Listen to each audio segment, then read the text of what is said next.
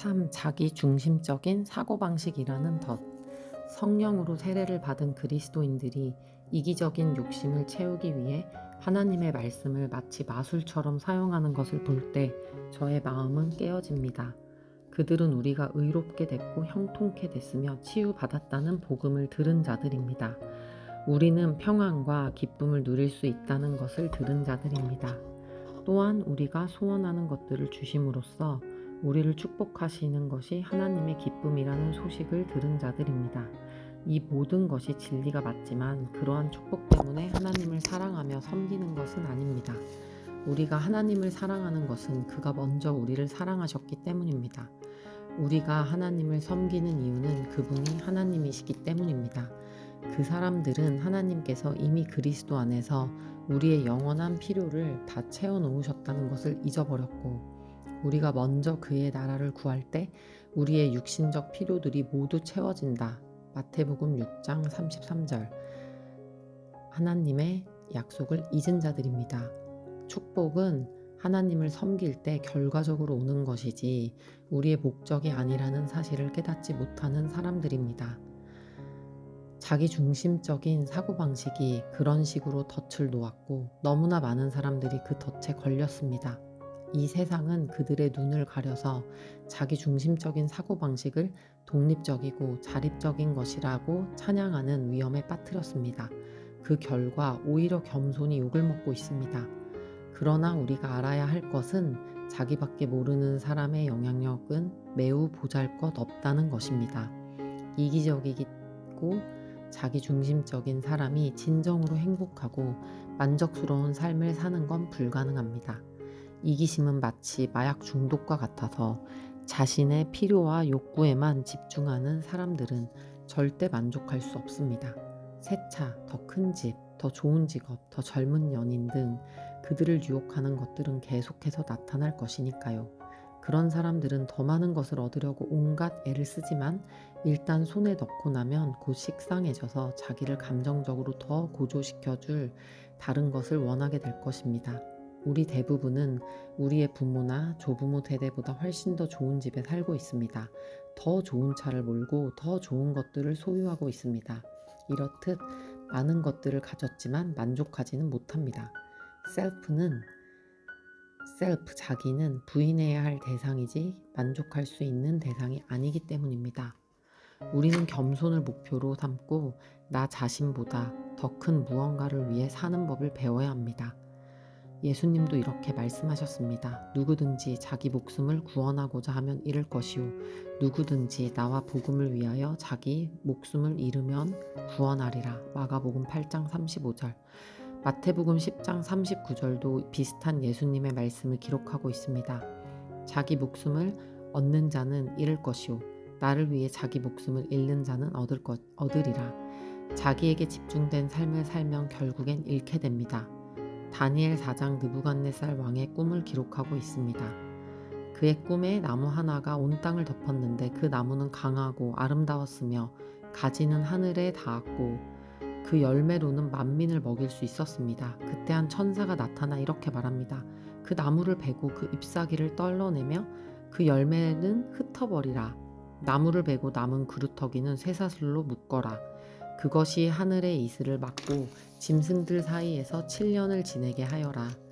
그 꿈이 그의 마음을 번민케 했고 이에 느부갓네살은 자신의 꿈을 해석할 지혜자를 부릅니다.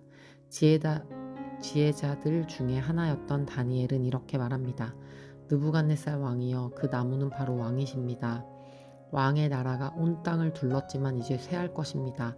왕께서는 7년간 들짐승이 되어 소처럼 풀을 먹고 왕의 등은 하늘의 이슬로 젖을 것입니다.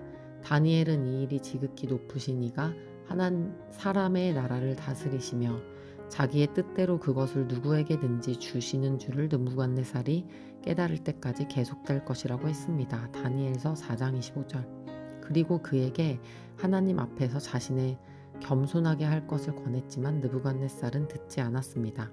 어느 날 느부갓네살이 왕국 지붕을 거닐며 이렇게 말합니다.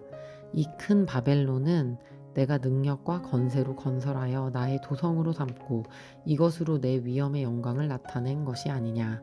다니엘서 4장 30절. 이 말이 아직 느부갓네살의 입에 있을 때 하나님께서 그의 교만을 심판하셨고 그러자 그가 들짐승같이 되었다고 성경은 기록합니다. 그리고 그는 들짐승 사이에서 7년을 지냅니다. 그의 머리털은 짐승의 털처럼 되었고 그의 손톱은 새의 발톱처럼 되었으며 그는 소처럼 풀을 먹었습니다. 7년째가 되자 제정신으로 돌아온 그는 이렇게 말합니다. 그 기한이 참에 나 느부갓네살이 하늘을 우러러 보았더니 내 총명이 다시 내게로 돌아온지라. 이에 내가 지극히 높으신 이에게 감사하며 영생하시는 이를 찬양하고 경배하였나니 그 권세는 영원한 권세요 그 나라는 대대에 이르리로다. 그러므로 지금 나 느부갓네살은 하늘의 왕을 찬양하며 칭송하며 경배하노니 그 일이 다 진실하고 그의 행하심이 의로우심으로 교만하게 행하는 자를 그가 능히 낮추심이라. 다니엘서 4장 34, 37. 이 정도로 표현하는 건 너무 약합니다. 느부갓네살은 당시 가장 큰 권력을 가진 자로서 세상을 정복했었고 금과 은을 축적했으며 전에 내려오는 바에 따르면 바벨론의 공중 정원도 느부갓네살이 지었다고 합니다. 또한 그는 체격도 매우 좋았습니다. 그런 그가 자신이 당했던 수치를 에둘러 약하게 표현하고 있습니다. 교만하게 행하는 자를 그가 능히 낮추심이라. 형제자매 여러분, 하나님은 우리가 자기만 생각하면서 살도록 만들지 않으셨습니다. 자기 중심적인 사고방식은 모든 괴로움의 근원입니다. 자기 중심적인 사고방식은 자기가 원하는 것을 반드시 필요한 것으로 생각하게 만들고 그것을 간절한 기도 제목으로 생각하게 만듭니다. 또한 인간관계를 망치고 상대의 좋은 의도를 왜곡합니다. 그런데 대부분의 그리스도인들이 자기 중심적인 사고방식을 어떻게 처리하는지 알지 못합니다. 자아에 대해 기도해보고 대적도 해봅니다. 자아를 포장해보기도 하고 굶겨보기도 합니다. 그러한 방식으론 자아를 없애지 못합니다. 저 역시 아침 기도 시간대마다 자아를 죽이려고 해봤지만 결국에는 다시 부활시킬 뿐이었습니다. 나의 죄를 고백하고 나를 써달라고 하나님께 기도하면서 오직 나 자신에게만 집중했던 그 시간들이 전부 낭비되고 있는 줄도 몰랐습니다. 그러다가 내가 집중하는 대상을 바꿔야 한다는 것을 깨닫게 되었습니다. 나 자신을 산 제물로 삼아야 한다는 것을 깨닫게 된 것입니다. 그러므로 형제들아, 내가 하나님의 모든 자비하심으로 너희에게 권고하노니 너희 몸을 하나님께서 기뻐하시는 거룩한 산 제물로 드리라. 이것이 너희가 드릴 합당한 예배니라. 로마서 12장 1절. 자기를 제물로 드리는 것은 모든 그리스도인들의 합당한 예배입니다. 하지만 자기를 제물로 드리는 건 어렵습니다. 겸손을 요구하기 때문입니다. 자기를 바라봤던 시선을 떼어 바울이 갈라디아서에서 했던 말을 기억해야 합니다. 내가 그리스도와 함께 십자가에 못 박혀 있으나 그럼에도 불구하고 사노라. 그러나 내가 아니요 그리스도께서 내 안에 사시느니라. 나는 지금 내가 육체 안에서 사는 삶을 나를 사랑하사 나를 위해 자신을 주신 하나님의 아들의 믿음으로 사노라. 갈라디아서 2장 20절. 믿는 자로서 우린 그리스도와 함께 십자가에 못 박혔습니다. 우리의 삶은 더 이상 우리 것이 아니고 우리의 관한 것도 아닙니다. 그리스도를 참으로 나타내는 삶을 살고자 한다면 하나님의 아들의 믿음으로 사는 법을 배워야 합니다. 하나님께서 우리가 마음이 상한 자를 고칠 수 있다고 믿으시고 우리 가족을 용서할 수 있다고 믿으시고 우리가 우리의 원수를 사랑할 수 있다고 믿으신다면 우리는 자신을 겸손하게 하여 하나님께서 우리에 대해 믿으시는 걸 우리도 믿어야 합니다. 처음에 이러한 것들을 막 깨닫기 시작할 무렵에는 이렇게 기도했었습니다. 하나님, 저를 겸손하게 만들어 주시옵소서. 그러나 말씀을 찾아보는 가운데 겸손은 자원하는 것이라는 사실을 깨닫게 되었습니다. 우리가 스스로를 겸손하게 하는 것입니다.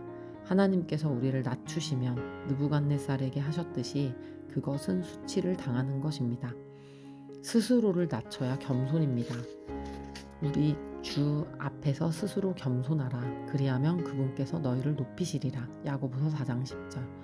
예수님은 겸손을 아셨습니다. 제자들에게 너희는 나를 누구라 하느냐고 물으셨을 때 베드로가 이렇게 답합니다. 주는 그리스도시요 살아계신 하나님의 아들이시니이다. 마태복음 16장 16절.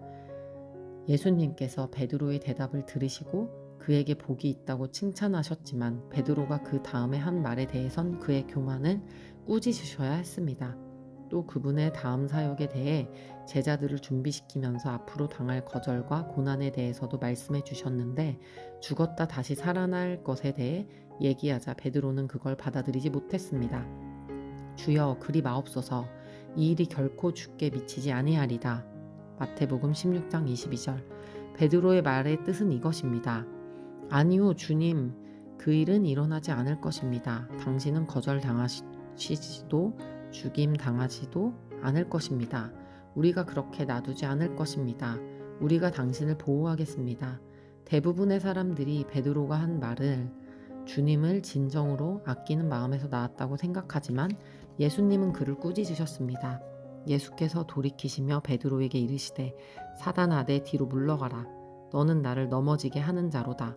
내가 하나님의 일을 생각지 아니하고 도리어 사람의 일을 생각하는도다. 마태복음 16장 23절. 그러니까 베드로는 하나님의 뜻에 대해 무지했던 것입니다. 하나님의 계획보다 자기가 원하는 걸 더 높이고 있었던 것입니다. 베드로는 예수님께서 죽으셔야만 한다는 사실을 알지 못했습니다. 우리가 고난을 받지 않게 하려고 예수님께서 고난을 받으셔야 한다는 하나님의 뜻을 깨닫지 못했습니다. 우리를 아버지께 이끌기 위해선 예수님께서 심판을 받으시고 버림을 받으셔야 했던 것입니다. 예수님께서 베드로를 사단이라고 불렀을 때 베드로는 분명 감정이 상했을 것입니다. 그렇지만 예수님은 베드로의 마음에 그 교만이 뿌리가 내리기 전에 신속히 처리하셔야 했습니다.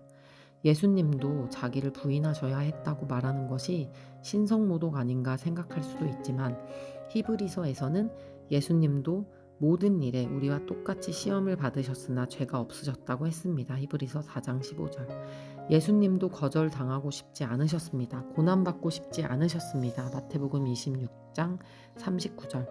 그러나 주님은 자신이 이 땅에 죽기 위해 오셨다는 것을 아셨기에 계시록 13장 8절. 하나님께서 세워놓으신 계획 외에 다른 길을 생각하도록 자신을 방치할 수 없었습니다. 그렇게 하는 것은 교만이기 때문입니다. 예수님은 자신을 겸손하게 하여 자신을 보호하고자 하는 본능을 꾸짖으셨고 그렇게 했기 때문에 하나님의 계획을 완성하실 수 있었습니다. 빌립보서 2장 8절. 우리의 삶을 향한 하나님의 계획과 목적을 완성하려면 우리도 자신을 겸손하게 낮추는 선택을 해야 합니다. 자기중심적인 사고방식은 일종의 덫입니다. 사람이 교만하면 낮아지게 되겠고 마음이 겸손하면 영예를 얻으리라. 잠언 29장 23절. 교만하게 행하는 것, 즉 자기만 생각하며 사는 건 우리를 낮아지게 할 것이며 하나님께서 우리의 삶 가운데서 하실 수 있는 일들과 우리의 삶을 통해 하실 수 있는 일들을 가로막을 것입니다. 오래전에 가족과 함께 오하이오주에 있는 교회에 사역차 갔었는데 그 교회는 2번째 방문이었고 저도 그곳 성도님들과의 집회를 고대하고 있었습니다. 그런데 그 교회 목사님이 비싼 렌터카로 우리를 맞으러 오셨을 때 뭔가 이상한 것을 감지할 수 있었습니다. 전과 다르게 그 목사님이 멀게 느껴졌습니다. 그리고 지난번에 묵었던 호텔과는 너무 다른 비싼 스위트룸으로 우리를 데려갔습니다. 목사님은 우리 아이들에게도 선물을 사주셨습니다. 호텔방 냉장고에는 여러 가지 음료수들과 생수로 가득 채워 놓았습니다. 그리고 우리를 비싼 레스토랑으로 데려가서 극진히 대접했습니다. 그런데 극진에도 너무 지나치게 극진한 대접이었습니다. 집회 기간 중 하루는 목사님께서 우리 가족에게 어디서 식사하고 싶냐고 해서 우리 아이들이 맥도날드요 라고 하자 목사님은 안 돼. 너희를 거기로 데려갈 수는 없어 라고 했습니다. 지난번에 함께 했을 때와는 분위기가 너무 달라 이상했습니다. 부흥회가 거의 끝나갈 즈음에 목사님께 솔직하게 털어놓았습니다. 목사님, 이번에 불편하게 해드려 죄송합니다. 사실 얼마 전에 다른 목사님을 초대했었는데 그분께 비난을 많이 받았거든요. 그분은 제가 고급 차를 렌트하지 않고 그냥 제 차로 모셨다고 화를 냈고 제가 잡아드린 호텔방이 마음에 안 든다고 그냥 나와버려서 다시 스위트룸을 잡아야 했습니다. 그분은 매일 과일과 음료를 가져오라고 요구했고 25달러 이하의 메뉴는 먹지 않을 거라고 했습니다. 그분을 모신 게 너무 힘들어 다시는 강사를 초청하지 않기로 결심했었지요. 목사님은 이미 스케줄이 잡힌 상태였고요. 목사님이 계속해서 사과를 하는 바람에 제가 중간에 말을 끊어야 했습니다. 목사님, 저희를 잘 섬겨주신 것은 너무 감사합니다. 그런데 저는 목사님 차를 타고 맥도날드에 가는 것도 좋아요. 보통 호텔방도 괜찮고요. 목사님께 부담스러운 존재가 되고 싶진 않습니다. 저는 목사님께 축복이 되려고 온 거예요. 슬프게도 예수님을 잘못 대변하는 목사님들이 많습니다. 일꾼이 삭을 받는 것은 마땅하지만 누가복음 10장 7절 우리도 예수님처럼 하나님 아버지의 모습을 세상에 보여주어야 합니다. 예수님은 마음이 온유하고 겸손하셨습니다. 마태복음 11장 29절 그분은 자신이 섬기러 오신 것이 아니라 우리를 섬기러 오셨습니다. 요한복음 13에서 17 우린 자신을 겸손하게 하여 주님이 우리에게 보내주시는 축복들을 받아들여야 하지만 또한 더욱 겸손하여서 자기를 높이지 않아야 합니다. 야고보서 4장 10절, 베드로전서 5장 6절. 형제자매 여러분, 인생이 오로지 우리에 관한 것은 아닙니다. 우리는 복이 되기 위해 복을 받았기 때문입니다.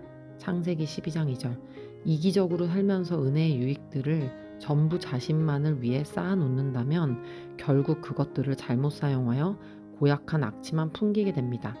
우리는 반드시 자신을 겸손하고 타인들에게 시선을 돌려야 합니다. 그럴 때 비로소 참된 삶의 의미를 발견하게 될 것입니다.